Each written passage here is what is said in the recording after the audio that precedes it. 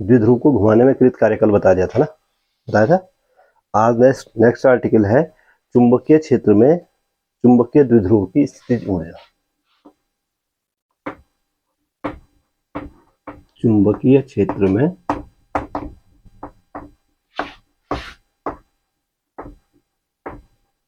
चुंबकीय द्विध्रुव की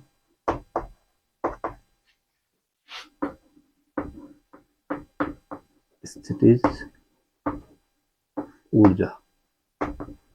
और इसको समझने से पहले आप लोगों को स्थितिज ऊर्जा समझनी पड़ेगी। स्थितिज ऊर्जा क्या होती है कि अगर कोई भी वस्तु है, ठीक है ना, उसकी स्थिति विशेष के कारण उसमें जो ऊर्जा संचित होती है, कार्य करने की क्षमता होती है, उसको हम क्या बोलते हैं, स्थितिज ऊर्जा बोलते हैं, ठीक है ना। अब इसमें स्थितिज ऊर्जा कहाँ से आई, कार्य करने की क्षमता कहाँ से आई। सपोज के लिए हमारे पास कोई एक समान चुंबकीय क्षेत्र है और इस एक समान चुंबकीय क्षेत्र में इसकी तीव्रता को मैं B मान लेता हूँ। चुंबकीय क्षेत्र की तीव्रता कितनी है। इस चुंबकीय क्षेत्र में कोई चुंबकीय द्विध्रुव रखा है भाई, ये कोई चुंबकीय द्विध्रुव है, ठीक है ना। इसका एक सिरा N है और एक सिरा क्या है, S। ऐसे होता है चुंबक। और जो चुंबकीय द्विध्रुव है ये चुंबकीय क्षेत्र की दिशा से थीटा कोण बना रहा है। कितना कोण बना रहा है, थीटा कोण बना रहा है, ठीक है ना। तो होता क्या है कि इस पर एक बलयुग्म कार्य करता है भाई, इस पर एक क्या करेगा, बलयुग्म कार्य करेगा, जो कि इसको क्षेत्र की दिशा में घुमाने का क्या करेगा, प्रयत्न करेगा, ठीक। तो चुंबकीय क्षेत्र में स्थित किसी भी चुंबकीय द्विध्रुव पर एक बलयुग्म आघूर्ण कार्य करता है, जो कि इसको क्षेत्र की दिशा में संरेखित करने का क्या करेगा, प्रयत्न करेगा, ठीक है ना। और हमें इसको इसका मतलब है कि वो संरेखित करने का प्रयत्न करने का मतलब है कि जब ये इसके समांतर हो जाएगा भाई, इसका अक्ष जो है इसके समांतर हो जाएगा, वो चुंबकीय द्विध्रुव की स्थायी अवस्था या संतुलन की अवस्था कहेंगे, ठीक है ना। अब होता क्या है कि हमने इसको थीटा कोण पे रखा है, ठीक। तो इस समय भी इस पर एक क्या कर रहा होगा, बलयुग्म कार्य कर रहा होगा, इसको घुमाने का प्रयत्न कर रहा होगा। लेकिन घुमाने का प्रयत्न कर रहा होगा और उस बलयुग्म के विरुद्ध अगर हम उसको घुमाएं तो हमें उस बलयुग्म के विरुद्ध एक क्या करना पड़ेगा, कार्य करना पड़ेगा। और वही कार्य किसके रूप में संचित होता है, चुंबकीय स्थितिज ऊर्जा के रूप में संचित होगा। बात समझ में आई क्या बोल रहा हूँ, ठीक है। अब मान लेते हैं, माना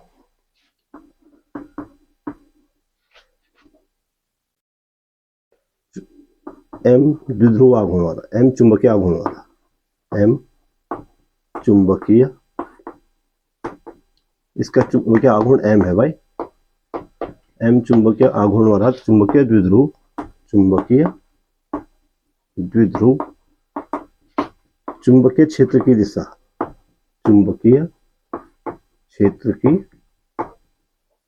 दिशा से थीटा कोण पर स्थित, चुंबकीय क्षेत्र की दिशा से कितना कोण पर स्थित है, थीटा कोण पर। तो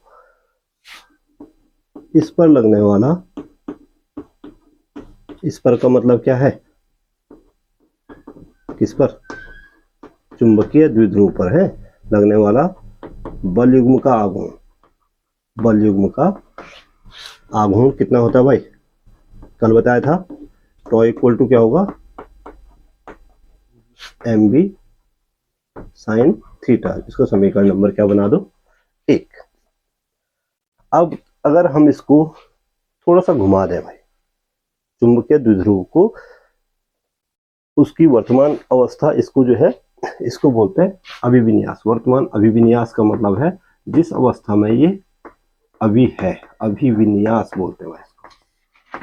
और अभिविन्यास का अंग्रेजी शब्द है ओरिएंटेशन, ORIENTATION। ओरिएंटेशन का मतलब है जो उसकी वर्तमान स्थिति है, जिस दिशा में वो स्थित है, ठीक है ना। तो अगर उसको हम वर्तमान अभिविन्यास से अल्प कोण घुमा दें, कितना कोण घुमाए, सपोज सूक्ष्म कोण d थीटा घुमाए, तो कृत कार्य कितना होगा। और इसलिए द्विध्रुव को अल्प कोण और डी थीटा मान लेता हूँ मैं इसको, क्या मान ले रहा हूँ, डी थीटा घुमाने में कृत कार्य, कृत कार्य, कार्य बराबर क्या होता है, कल बताया था, कार्य बराबर, कार्य बराबर बलयों का आघूर्ण गुणा के 2mb वो तो कल बता चुका हूँ मैं उसको, बल गुणा के विस्थापन, यहाँ पे बल का है, कल आपको मैंने बताया था कार्य डी डब्ल्यू बराबर क्या होता है, डी डब्ल्यू इक्वल टू बलाघूर्ण, बलयों का आघूर्ण गुणा गया कोणीय विस्थापन, बलयों का आघूर्ण कितना होगा, T tau into tau D theta होता है, कार्य बराबर क्या होता है, बलयों का आघूर्ण गुणा गया कोणीय विस्थापन, बताया था कल। तो डी डब्ल्यू बराबर हो गया, डी डब्ल्यू इक्वल टू हो गया भाई, टो का मान है M B sine theta, M B sine theta और डी थीटा, समीकरण एक से मान रख लिया हमने, M B sine theta D theta, ठीक है। और अगर हम इसको सपोज के लिए, अब इसके द्वारा पहले इसके द्वारा बनाया गया कोण थीटा था, और किसी अभिविन्यास में हम ये माने कि उसके द्वारा पहले थीटा, अगर जनरली हम ये माने कि अगर हम इसको थीटा 1 से थीटा 2 कोण घुमा रहे हैं, तो हमें जो कृत कार्य मिलेगा वो हमें थीटा 1 और थीटा 2 के बीच क्या करना है, समाकलन करेंगे। और इसलिए आप कह सकते हैं, इसलिए अभिविन्यास, इसको क्या बोलेंगे, अभिविन्यास या ओरिएंटेशन, और अभिविन्यास थीटा 1 से थीटा 2 तक द्विध्रुव को घुमाने में कृत कार्य, द्विध्रुव को घुमाने में कृत कार्य, कृत कार्य W इक्वल टू क्या हो जाएगा, हम इसका समाकलन कर देंगे with in limit theta 1 to theta 2 m B sine theta का, m B sine theta D theta का हम समाकलन कर देंगे। कल भी मैंने आपको बताया था, ऐसे ही कल भी समाकलन हुआ था, ठीक है। तो W इक्वल टू हो जाएगा, बोलो, एम बी तो कांस्टेंट है तो बाहर आ जाएगा, with in limit theta 1 to theta 2 will, हम इसको साइन थीटा का डी थीटा, साइन थीटा का समाकलन करने पे क्या मिलता है, साइन थीटा का समाकलन करने पर क्या मिलता है भाई, अमन बोलेगा क्या बोलेगा, 1 माइनस कोस थीटा मिलता है, आपके वहां क्या मिलता है, कोस थीटा मिलता है, साहब तुम दोनों को ना W equal to M B minus cos theta, sine theta का कितनी बार बता चुका हूँ, थीटा 1 से थीटा 2, साइन थीटा का समाकलन माइनस कॉस थीटा का समाकलन साइन थीटा का डिफ्रेंसिएशन यानी कि अवकलन कॉस थीटा का अवकलन माइनस साइन थीटा, याद रहो, ठीक उल्टा चिन्ह होता है, ठीक है। तो यहाँ पे W इक्वल टू, ये माइनस कॉन्स्टेंट ले लो, ये हो गया minus M B cos theta, theta 1 to theta 2, theta 1 to, ठीक है। तो ये हो गया W equal to minus M B cos theta 2 minus cos theta 1, यही हुआ, इतना तो जानते हैं, अपर लिमिट लोअर लिमिट लगाने आती है। अब देखो W इक्वल टू, अगर हम माइनस को फिर से इन दोनों से कॉमन ले लें, देखो a माइनस बी में से हम अगर माइनस कॉमन ले लें तो ये क्या हो जाएगा, b माइनस ए हो जाता है, b वाला माइनस हो जाएगा, a वाला प्लस हो जाएगा, तो क्या बचाएगा यहाँ पे, एम माइनस कॉमन लेंगे, माइनस माइनस का प्लस हो गया, और बचा आपके पास एम बी कॉस थीटा 1 आ गया आगे, कॉस थीटा 2 आ गया, ये इतना कार्य करना पड़ता है भाई, क्वेश्चन नंबर 2। और यही जो कार्य है भाई, जो हमें उसको घुमाने में कृत कार्य करना पड़ रहा है, यही कार्य किसके रूप में संचित होगा, पोटेंशियल एनर्जी, स्थितिज ऊर्जा के रूप में संचित होगा। आगे आप लिखोगे यही कार्य द्विध्रुव में, कौन सा द्विध्रुव की बात हो रही है, हाँ बार बार नहीं लिखूंगा, द्विध्रुव में स्थितिज ऊर्जा के रूप में, चुंबकीय स्थितिज ऊर्जा बोलते हैं इसको, ठीक है ना, स्थितिज ऊर्जा के रूप में संचित हो जाता है,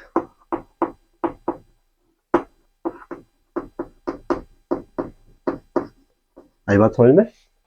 और इसलिए जो स्थितिज ऊर्जा होगी भाई इसको कैपिटल यू लिखते हैं, यू बराबर हो जाएगा mv cos θ1 minus cos θ2, u equal to mv cos θ1 minus cos θ2। अगर किसी भी चुंबकीय द्विध्रुव को चुंबकीय क्षेत्र में θ1 से θ कोण तक घुमाएं तो उसमें इतनी स्थितिज ऊर्जा संचित होगी। बात समझ में आई कि नहीं आई? अब हम किसी भी स्वैच्छिक रूप से हम मान सकते हैं कि जब हमने घुमाना शुरू किया, ध्यान से रखो कि जब हमने घुमाना शुरू किया तो हम किसी भी स्वैच्छिक रूप से हम इसकी स्थितिज ऊर्जा को जीरो मान सकते हैं। जब ये स्थिर उसमें स्थिर है तो हम स्वैच्छिक रूप से किसी भी अभिविन्यास में हम इसकी स्थितिज ऊर्जा को क्या मान सकते हैं, शून्य मान सकते हैं। ठीक है, तो स्वैच्छिक रूप से ये आपकी इच्छा पर निर्भर है कि आप कितने कोण पर जीरो मान लें, उसके बाद घुमाओगे ना। बात समझ में आ रही? ये ऐसे भी स्थित हो सकते हैं, तो जब ऐसे में स्थित है तो हम इधर को घुमाएंगे तो यहाँ से यहाँ तक जितना कार्य करना पड़ा उसकी गणना करेंगे ना। ठीक है, तो यहाँ ये इसका अभिविन्यास क्या है इस पर निर्भर नहीं करेगा इसका मान। तो स्वैच्छिक रूप से किसी भी कोण पर स्थित, ये नोट करने वाली बात है, स्वैच्छिक रूप से किसी भी कोण पर स्थित द्विध्रुव की स्थितिज ऊर्जा, द्विध्रुव की स्थितिज ऊर्जा शून्य मान सकते हैं भाई, ऊर्जा शून्य मान सकते हैं।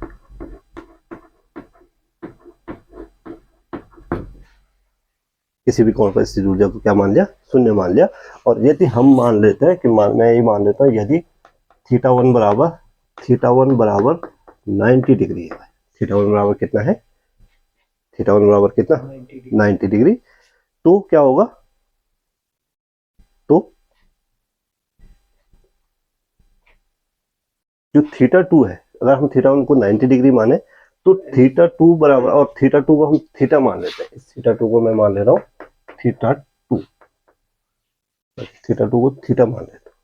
ठीक, और यदि 90 डिग्री पर यदि θ1 बराबर 90 डिग्री ओरिएंटेशन यानी कि अभिविन्यास पर स्थितिज ऊर्जा शून्य माने, स्थितिज ऊर्जा क्या माने, शून्य हो, तो u बराबर कितना हो जाएगा यहाँ पे, तो थीटा कोण पर आप लिख सकते हैं थीटा कोण पर स्थित चुंबकीय द्विध्रुव की स्थितिज ऊर्जा की किसी भी पर्टिकुलर अभिविन्यास में, किसी भी कोण पर स्थित किसी भी कोण पर स्थित चुंबकीय द्विध्रुव की जो स्थितिज ऊर्जा होगी वो कैसे निकलेगी कि स्थितिज ऊर्जा, हम इसको u थीटा लिख दूं, u थीटा इक्वल टू हो जाएगा भाई mb साइन थीटा की जगह पे θ1 की जगह 90, θ1 की जगह 90, ठीक, और माइनस cos थीटा, साइन 90 का मान कितना होता है,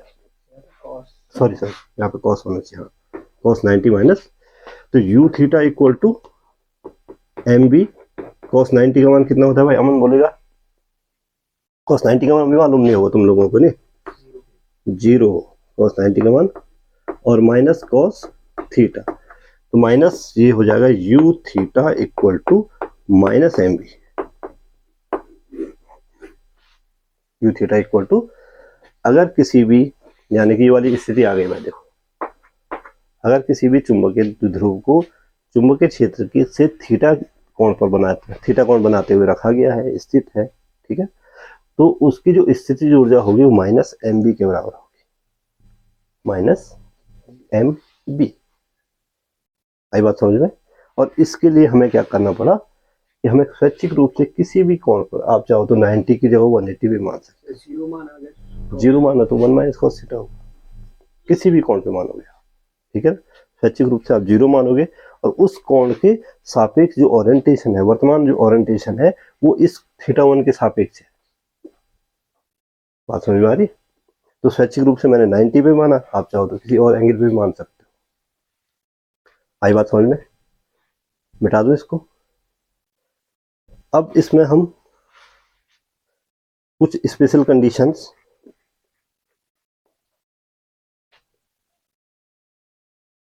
नोट कर लिया। इस वाली स्थिति को चलो इसको पहले नोट कर लो आप लोग। ये यहाँ पे मैं स्पेशल केसेस ले लूँ, स्पेशल केसेस में यदि थीटा, यदि पहला केस यदि थीटा बराबर 90 डिग्री हो, थीटा बराबर कितना डिग्री हो, 90 डिग्री हो, तब क्या होगा, तो u90 बराबर minus M B cos theta होना चाहिए था, तो माइनस एम बी कहाँ से आए, कॉस थीटा कहाँ गया इसका, तो माइनस एम बी कॉस 90, यानी u90 इक्वल टू कितना हो गया, 0 डिग्री, u90 इक्वल टू कितना होगा, 0 डिग्री। अगर जो द्विध्रुव है भाई चुंबकीय क्षेत्र की दिशा के अभिलंबवत स्थित हो, तो उसकी स्थितिज ऊर्जा कितनी होगी, 0। इसको मैं मिटा दूं यहां से,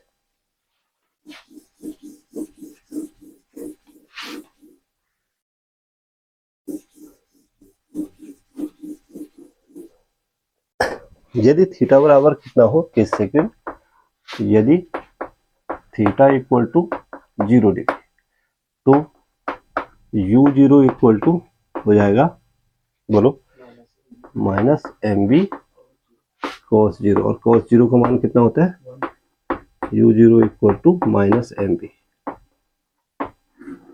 u0 इक्वल टू, यानी कि 0 का मतलब क्या है, 0 का मतलब है कि जो ये द्विध्रुव है वो इस क्षेत्र की दिशा में ऑलरेडी संरेखित है भाई, ठीक है ना, तो उस पर कोई बल युग्म का आघूर्ण कार्य नहीं करेगा, और u0 बराबर माइनस एम बी हो गया, और इसको जो है द्विध्रुव की स्थायी अवस्था, इसको बोलते हैं द्विध्रुव की स्थायी या संतुलन की अवस्था, ये स्थायी अवस्था है या संतुलन की अवस्था इसको कहते हैं। 180 में रिप्लाई आएगा, बिल्कुल। आगे बढ़ूं, अगर हम इसको 180 डिग्री घुमा दें, चलो तब देखते हैं कितना आता है, कितना घुमा दें, 180, लेकिन अब सिर्फ चिन्ह बदलेगा, बाकी कुछ फर्क नहीं पड़ेगा, मान उतना ही आएगा, ठीक है ना। तो यदि थीटा बराबर 180, पूरा 180 डिग्री घुमा दिया, यदि थीटा बराबर 180 डिग्री, यानी कि पहले एन अगर इधर था, एस इधर था, तो अब एस को इधर ले आना है वापस पूरा, तो ज़्यादा काम करना पड़ेगा, ठीक है। माइनस का मतलब होता है हमें कार्य प्राप्त होता है, ध्यान दें, अगर कार्य जो है ऋणात्मक आ रहा है, कार्य के वैसे कैसी राशि है, कार्य जो है अदिश राशि है ना, तो माइनस में अगर कार्य हो रहा है, कार्य का चिन्ह अगर ऋणात्मक है, तो इसका मतलब है हमें कार्य प्राप्त हो रहा है, हमें कार्य करना नहीं पड़ रहा है, और अगर कार्य धनात्मक आ रहा है, तो इसका मतलब है कि हमें कार्य करना पड़ेगा। बात सुन दे, ध्यान से देखो, ये अरे चौक है, मैं इसको छोड़ता हूँ, नीचे अपना आप जा रही है, हमें कोई कार्य नहीं करना पड़ेगा, नीचे कार्य प्राप्त होगा, जब भी स्ट्राइक करेगा फर्श को, तो वहां पे कार्य प्राप्त होगा। और अगर हम इसको ऊपर की ओर फेंक रहे हैं, तो ऊपर की ओर फेंकते समय हमें इस पर बल लगाना पड़ेगा, यानी कि कार्य करना पड़ेगा, तो वो पॉजिटिव होगा, और नीचे वाला क्या होगा, नेगेटिव होगा। यदि थीटा बराबर 180 डिग्री, तो u180, अब u180 बराबर हो जाएगा माइनस एम बी कॉस 180, और कॉस 180 का मान कितना होता है, कितना होता है भाई अमन सिंह, बताइए, -1 होता है, कितना होता है, 1 होता है, मतलब विश्वास से बोलो, जो बोलना है सही बताओ, कितना होता है अमन, सही बोलो, कितना होता है, 1 और -1, -1 कितना होता है, -1, तो माइनस माइनस का कितना हो जाएगा, प्लस एम बी। अब हमें कार्य प्राप्त होगा, कार्य करना पड़ेगा सर, अब हमें कार्य करना पड़ेगा। तो चुंबकीय क्षेत्र में अगर कोई द्विध्रुव स्थित है, तो उसमें एक स्थिति ऊर्जा संचित होती है, उसके अभिविन्यास के कारण, उसके ओरिएंटेशन के कारण, उसकी वर्तमान स्थिति विशेष के कारण उसमें कार्य करने की एक क्षमता होती है, ठीक है ना। और वही कार्य करने की क्षमता क्या कहलाती है, स्थिति ऊर्जा कहलाती है। कैसे होती है ये मैं आपको बता चुका हूँ। कोई डाउट है किसी को? बिल्कुल नहीं। आगे बढ़ो, मैं इसको मिटा रहा हूँ, ठीक है। अब हम आगे बढ़ते हैं नेक्स्ट आर्टिकल की ओर, और नेक्स्ट आर्टिकल देखो भाई क्या है तुम्हारी किताब में।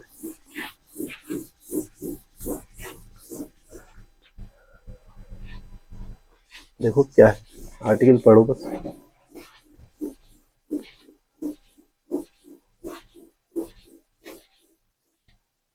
नेक्स्ट आर्टिकल है चुंबकीय द्विध्रुव के कारण चुंबकीय क्षेत्र। अब जैसे आपने वैद्युत द्विध्रुव के कारण वैद्युत क्षेत्र पढ़ा है ना, कैसी स्थिति में, निरक्षीय स्थिति में, अक्षीय स्थिति में, ठीक वैसे चुंबकीय द्विध्रुव के कारण भी होगा। मैं आपको पहले ही बता चुका हूँ, क्योंकि ये दोनों चीजें एक दूसरे के क्या है, समतुल्य है भाई, ठीक है ना। तो नेक्स्ट आर्टिकल है चुंबकीय द्विध्रुव के कारण उत्पन्न चुंबकीय क्षेत्र के कारण उत्पन्न, यही है आर्टिकल या कुछ और है? चुंबकीय क्षेत्र। चुंबकीय द्विध्रुव आप जानते हैं क्या होता है? चुंबकीय द्विध्रुव, हर चुंबक अपने आप में क्या होता है, इसकी सबसे सिंपल परिभाषा है कि हर चुंबक, चाहे वो किसी भी आकार का है, किसी भी प्रकार का है, उसका छोटा से छोटा हिस्सा परमाणु तक, यानी कि परमाणु के बाद भी मूल कण तक क्या होता है, चुंबकीय द्विध्रुव होता है। तो चुंबकीय द्विध्रुव एक चुंबकीय क्षेत्र उत्पन्न करता है, ठीक है ना। चुंबकीय, और चुंबकीय क्षेत्र कितना उत्पन्न करेगा, ये दो स्थितियों में, एक तो अक्षीय स्थिति में और एक निरक्षीय स्थिति में। ठीक उसी प्रकार से अगर आप फ्लैशबैक में जाओ वापस, तो वैद्युत द्विध्रुव वाली स्थिति में जाओ, तो ठीक वैद्युत द्विध्रुव भी क्या करता है, वैद्युत क्षेत्र उत्पन्न करता है। एक अक्षीय स्थिति में, दूसरा हम क्या निकालते थे, निरक्षीय स्थिति। तो फर्स्ट नंबर फर्स्ट अक्षीय स्थिति में, एक्सियल पॉइंट, अक्षीय। अब अक्षीय स्थिति का मतलब क्या है? अक्षीय स्थिति का मतलब है ये चुंबक है भाई, ये चुंबकीय द्विध्रुव है, ये, और ये इसका अक्ष होता है भाई, ये इसका क्या होता है, ठीक है, ये होता है। अब चुंबकीय द्विध्रुव का सपोज के लिए ये मध्य बिंदु जो है वो O है, ये S सिरा है,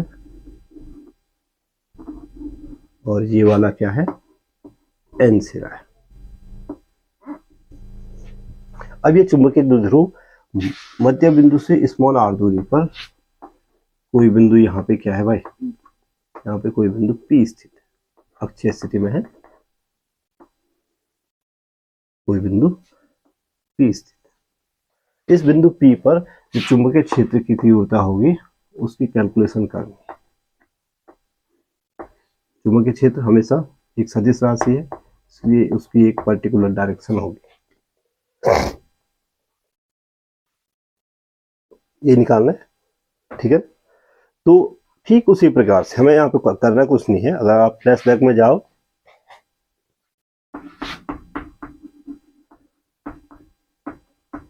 वापस जाओ मेमोरी लेन में, बैक टू मेमोरी लेन। अगर हमारे पास ये वैद्युत द्विध्रुव होता भाई, ये क्या होता, ये प्लस क्यू आवेश, ये माइनस क्यू आवेश, ये इसका मध्य बिंदु O, और O से स्मॉल r दूरी पर अक्षीय स्थिति में कोई बिंदु क्या होता, यहाँ पे कोई बिंदु P होता। तो यहाँ पे चुंबकीय, यहाँ पे वैद्युत क्षेत्र E बराबर क्या होता है भाई, वैद्युत क्षेत्र की तीव्रता कितनी होती है यहाँ पे, कौन बोलेगा, बोलो। E बराबर क्या होता है अक्षीय स्थिति में, E बराबर होता है भाई 1/4πε0 2p/r³। याद नहीं रखोगे तो कुछ नहीं हो सकता, फिर कोई कुछ नहीं कर सकता तुम्हारा, ठीक है ना। याद रखो, पुराने फॉर्मूले याद रखो, ठीक, और निकालना भी आना चाहिए। तो E बराबर होता है 1/4πε0 2p/r³, और आपको सिर्फ यही याद रखना है, ठीक है ना। तो अगर आप थ्योरी लिखना चाहो कि मान लेते हैं y या निर्वात में कोई चुंबकीय द्विध्रुव स्थित है। ठीक है, चुंबकीय द्विध्रुव के मध्य बिंदु से स्मॉल r दूरी पर अक्षीय स्थिति में कोई बिंदु क्या है, P स्थित है। ठीक है, तो अक्षीय स्थिति में चुंबकीय द्विध्रुव के, ये किसमें, y या निर्वात में स्थित है, ध्यान रहे, बस सिर्फ इतना याद रखना है। ठीक है, तो चुंबकीय द्विध्रुव के अक्षीय स्थिति में, अक्षीय स्थिति में मध्य बिंदु O से, किसके मध्य बिंदु, मध्य बिंदु, हाँ, चुंबकीय द्विध्रुव के मध्य बिंदु O से स्मॉल r दूरी पर स्थित बिंदु, स्थित किसी बिंदु P पर चुंबकीय क्षेत्र की तीव्रता, चुंबकीय क्षेत्र की तीव्रता B बराबर होता है भाई, यहाँ कांस्टेंट चेंज हो जाता है केवल, μ0/4π, μ0/, और 2p की जगह पे क्या आ जाएगा, वैद्युत द्विध्रुव की जगह पे आ जाएगा चुंबकीय द्विध्रुव, और r³ ऐसे रहेगा, जहां m जो है चुंबकीय द्विध्रुव का क्या है, चुंबकीय द्विध्रुव आघूर्ण।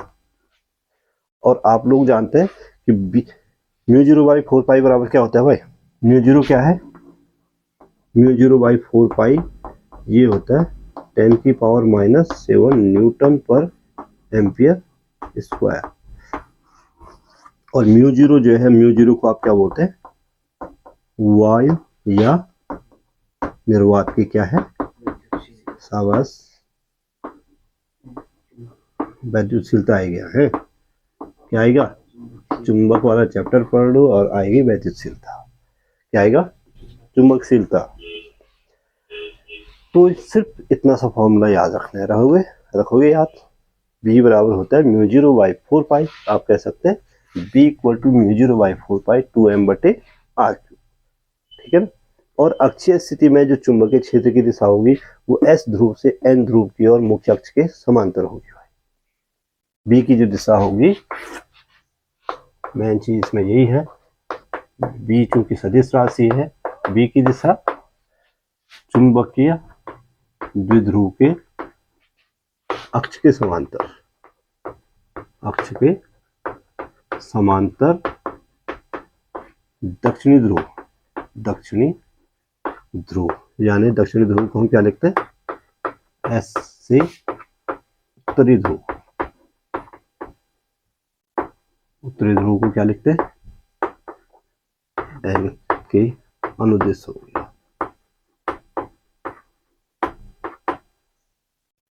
समांतर होगी, इसमें लिखेंगे बल्कि क्या होगी,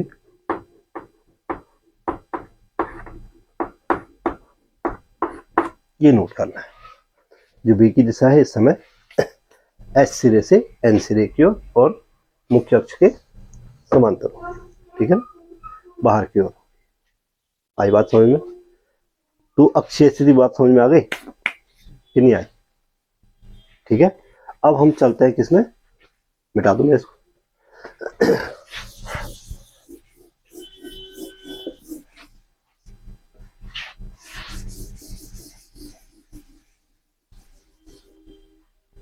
अक्षय स्थिति के बाद क्या आएगा, कुछ तो आएगा ही, क्यों,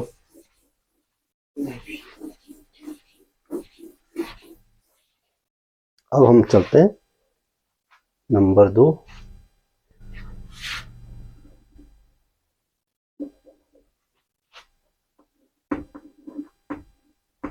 निरक्षीय स्थिति। ठीक है, निरक्षीय स्थिति का मतलब है कि ये चुंबकीय द्विध्रुव है भाई,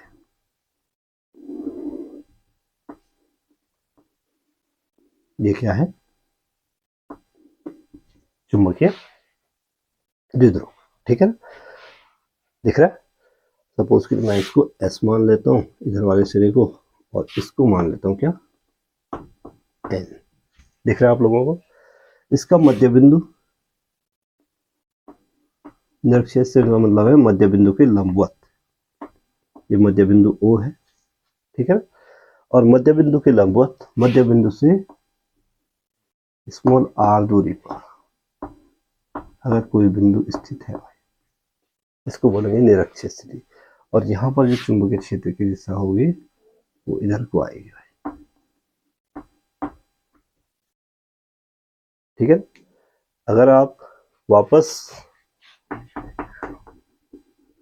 फ्लैशबैक में जाओ और वैद्युत द्विध्रुव देखो, ये वैद्युत द्विध्रुव है, ठीक है ना। ये प्लस क्यू आवेश है, ये माइनस क्यू आवेश है। मध्य बिंदु O है, इससे स्मॉल r दूरी पर कोई बिंदु P स्थित है, ठीक है ना। तो P पर वैद्युत क्षेत्र की तीव्रता E बराबर कितनी होती थी भाई? 1/4 पाई एप्सिलॉन नॉट, ठीक है, स्मॉल p बटे r क्यूब, ठीक, आधा, ठीक। पहले वाले का निरक्षीय स्थिति से ठीक आधा होता है, अक्षीय स्थिति का आधा होता है क्या, निरक्षीय स्थिति में। आप ऐसा कह सकते हैं कि निरक्षीय स्थिति में आधा होता है, या आप कह सकते हैं अक्षीय स्थिति में क्या होता है, ठीक डबल होता है, ठीक है। तो फिर से वही थ्योरी मान लेते हैं, आप चाहो तो लिख लो। माना किसी चुंबकीय द्विध्रुव के मध्य बिंदु से स्मॉल r लंबवत दूरी लेते हैं भाई, चूंकि द्विध्रुव बहुत छोटा लेते हैं, ठीक है। स्मॉल r लंबिक दूरी पर कोई बिंदु P स्थित है, तो उस बिंदु पर चुंबकीय क्षेत्र की तीव्रता B बराबर होता है भाई μ0/4 पाई P बटे P की जगह पे आ जाएगा M और R क्यूब, P बटे, ठीक है। और मात्रक तो आप लोग जानते हैं, न्यूटन पर एम्पियर स्क्वायर। शाबाश। न्यूटन B का मात्रक क्या होता है?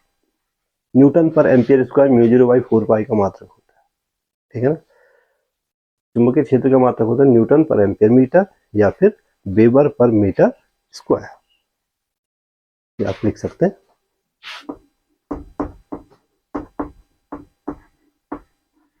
वेबर पर मीटर स्क्वायर। मात्रक गलत नहीं करना है, ठीक है ना। अगर मात्रक गलत करोगे तो सारा का सारा क्या हो गया, करे धरे पे पानी फेर दोगे, ठीक है ना। सोचो, अगर आप किसी सब्जी वाले के पास सब्जी लेने गए, ठीक है ना, और आपने कहा कि 2 मीटर जो है आलू दे दे, क्या करेगा भाई अमन? वो 2 थप्पड़ मारेगा पहले तो, और कुछ बाद में करेगा, ठीक है। ऐसे आप कपड़े वाले के वहां गए, आपने कहा 2 किलो जो है कपड़ा दे दे, ठीक है। तो जिस राशि का मात्रक जो एप्रोप्रिएट मात्रक है उसमें नहीं मांगोगे तो आपको नहीं मिलेगा, ठीक है ना। तो B बराबर हो गया μ0/4 पाई M बटे R क्यूब, इतना न्यूटन पर एम्पियर मीटर। यह वही फिर से वही μ0/4 पाई का मान वही होता है जो मैं पहले बता चुका हूँ, ठीक है। और यहाँ पे जो B की दिशा होगी, B की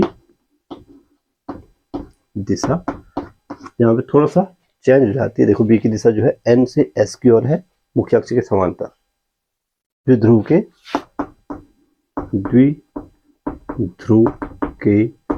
अक्ष के समांतर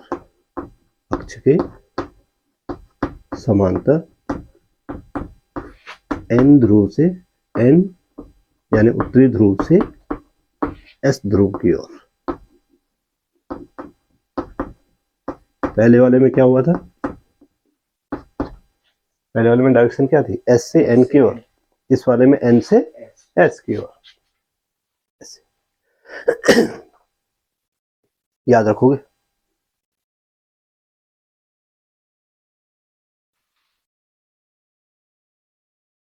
ठीक है। तो ये है चुंबकीय द्विध्रुव के कारण उत्पन्न चुंबकीय क्षेत्र। अक्षीय स्थिति में क्या होगा, निरक्षीय स्थिति में क्या होगा, और साथ ही में आपको बता चुका हूं क्या, potential energy of a magnetic dipole. आ गई बात समझ में? कुछ पूछना है किसी को? इसमें एक स्थिति और थी, कौन से? एट एनी पॉइंट में, किसी भी बिंदु पे। वो अलग केस। ठीक है, तो ये हो गया। तो इसमें पी बिंदु को अनंत दूरी पे मान सकते नहीं, पी बिंदु डेफिनेट दूरी पे है, स्मॉल आर दूरी पर।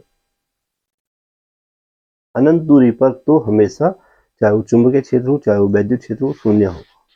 वो क्या होगा? ठीक है ना? किसी भी, चाहे वो द्विध्रुव द्वारा उत्पन्न हो चाहे वो चुंबकीय द्विध्रुव द्वारा उत्पन्न हो।